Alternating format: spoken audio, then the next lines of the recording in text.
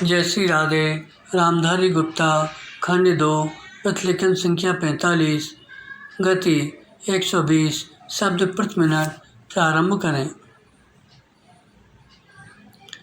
महोदय, हिंदी चिरकाल से ऐसी भाषा रही है जिसने शब्दों का उनके भिन्न देश अथवा भाषा में उद्गम होने के कारण बहिष्कार नहीं किया।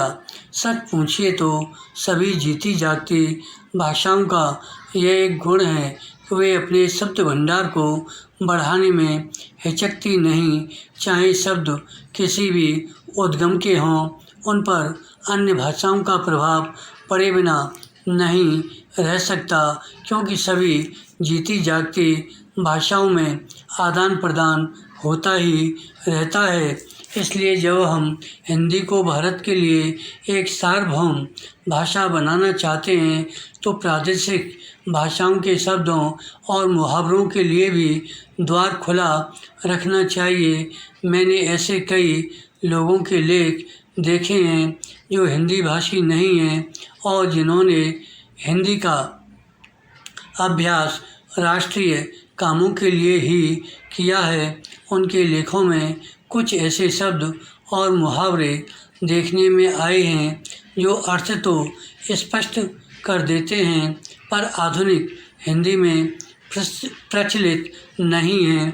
अन्य भाषा भाषी ऐसे शब्दों और मुहावरों को अक्सर व्यवहार में लाया करेंगे और हम हिंदी भाषियों को उनका स्वागत करना चाहिए, न कि बहिष्कार।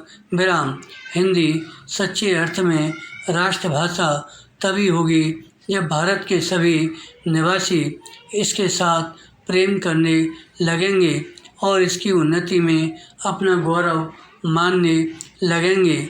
यह भावना तभी उत्पन्न और परिपुष्ट हो सकती है जब वे यह समझने लगें कि हिंदी में कुछ उनकी भी अपनी देन है और हिंदी पर उनका भी कुछ अधिकार है।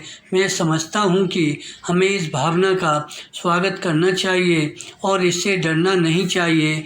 मैं तो यह भी मानता हूँ कि कहीं कहीं हमारे व्याकरण पर भी अहिंदी भाषियों का प्रभाव पड़ेगा और हमको उससे भी नहीं डरना चाहिए। विराम। पैरा।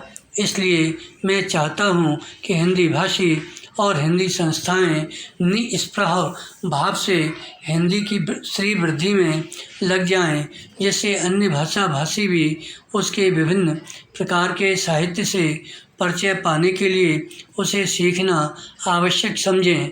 जिस प्रकार आज कोई भी विद्वान आधुनिक विज्ञान से परिचय प्राप्त करने के लिए यूरोपीय भाषाओं का अध्ययन करना आवश्यक समझता है, यदि केवल काव्य अथवा ललित कला संबंधी ग्रंथ ही यूरोपीय भाषाओं में होते तो हमको उन भाषाओं को सीखने की शायद आवश्यकता भी न होती, पर विज्ञान से परिचय प्राप्त करने के लिए उन भाषाओं का जानना अनिवार्य हो गया है।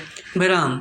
उसी प्रकार हिंदी भी इतनी समृद्ध होनी चाहिए कि आधुनिक विद्याओं को प्राप्त करने के लिए उसका जानना केवल पर्याप्त ही नहीं आवश्यक भी हो जाए तथा इस भाषा में मौलिक ग्रंथ भी लिखे जाएं, जिनको पढ़ने के लिए अहिंदी भाषियों के लिए हिंदी सीखना आवश्यक हो जाए।